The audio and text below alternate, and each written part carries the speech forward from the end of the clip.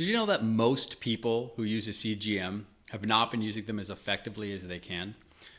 They tend to spend too much time trying to game their numbers, eating a certain way and adapting their diet to just get the most stable numbers possible. While, of course, this is important information, it's also pretty short-sighted. CGMs are tools for understanding. And to be fair, no one is good with their eating 100% of the time. And without trying a few key experiments while wearing a CGM, you're wasting valuable time, valuable money, and you're cheating yourself out of long-term success.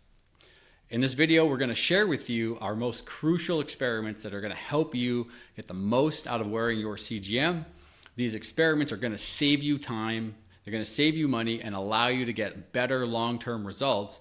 And best of all, make you feel more empowered to make healthier lifestyle choices because, let's face it, you're not going to wear a CGM forever. I'm Dr. Derek Lawrence, speaking to you from Revive Naturopathic Medicine. We're a team of naturopathic doctors whose mission is to educate and empower others with contextual, practical, and nuanced information that is often sorely missed in many health discussions.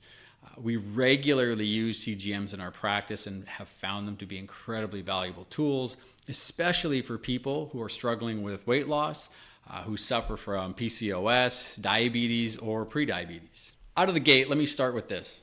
If you have type 1 or type 2 diabetes, we think a CGM is an absolute must, no matter how old or young you may be.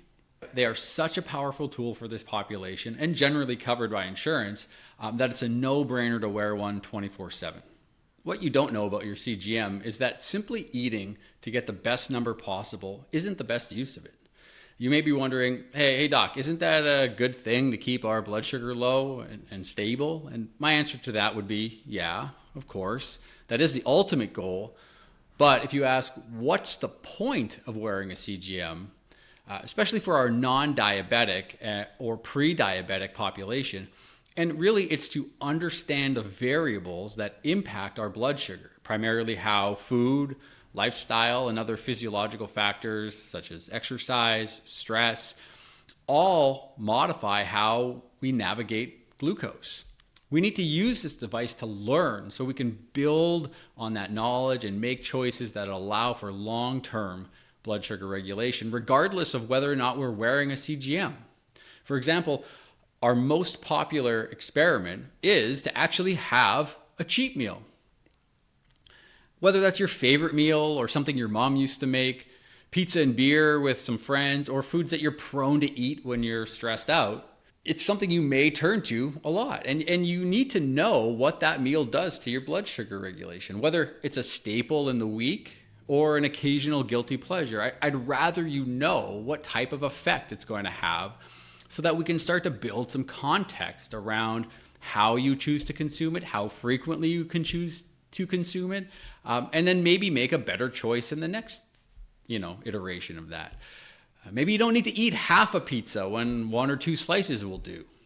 Let's look at an experience I personally had while wearing my own CGM. Many years ago, I was driving out to Palm Springs. I had stopped at a local Mexican restaurant and I was pretty hungry. So I downed 6 rolled tacos. I think they had beef in them, by myself that afternoon on my drive. My blood sugar skyrocketed to 250 milligrams per deciliter. And prior to that, I've never seen a reading over 180. I literally can't unlearn seeing the information from that experience, and it haunts me to this day. And it launched my understanding of how tortillas and fried tortillas in particular affect my personal blood sugar regulation, and it's something that I'm much more conscious over. It's worth noting that food affects us all differently. Would this happen to you if you had 6 rolled tacos? I don't know. That's the point of the CGM. It's to observe and to learn from our observations and to adjust our behavior accordingly. And if you want to watch a video specifically about this experiment, keep watching to the end and you'll find a link to watch our video of me and Dr. Lila eating the same exact meals and how our CGM readings differ throughout the day. And by the way, I've had rolled tacos since, but like 1 or 2. Definitely not 6, never again. And that brings me to our next experiment. What many people don't know about carbohydrates is they impact our body differently depending on our metabolic state.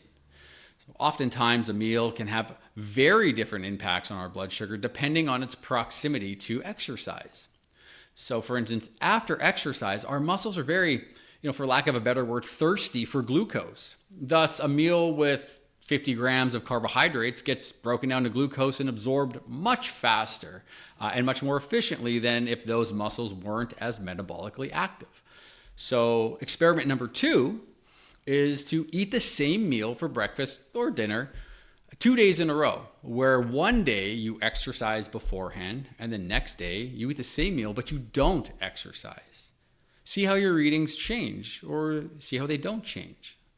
It's useful to see this in real time because you will see the power of the effect of exercise. It can not only help you with meal planning, but it also emphasizes the importance of daily, regular exercise. And for some people, all it takes is a short walk to notice significant changes. So try it out. Does it happen to you? This is why we have comments. Leave a comment. What was your impact from exercising before or after a meal?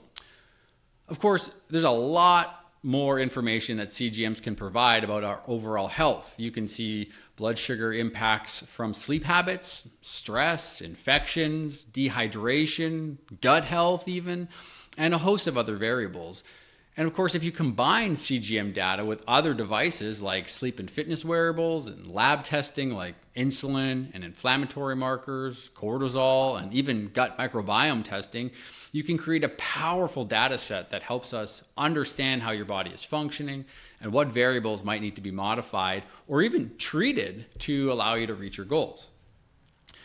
Of course, this can be an absolutely overwhelming collection of data, which is why we always recommend working side by side with someone who understands it and understands the ins and the outs of not only CGM, but how to combine that with other data and information. So for those wanting a more in-depth look into optimizing their blood sugar regulation, we at our clinic designed a 30-day CGM program where you can work directly with one of our qualified doctors and help understand the nuances of blood sugar regulation, how it relates to your overall health. So click on the link in the description to schedule a free 15-minute call, and we will discuss the details of that program with you and how it may or may not fit. Furthermore, as a bonus, we've designed a blueprint that outlines all the CGM experiments from this video and more. That's also linked in the description below. And for the download, you can click on that. And if you just want to keep learning more about what can impact your blood sugar, regardless of using a CGM or not, check out our next video on how your gut health can impact blood sugar. Spoiler alert, it actually relates to the reason why drugs like Ozempic and Wegovy and semaglutide work. You can find that video below. And from us at Revive, thanks for watching.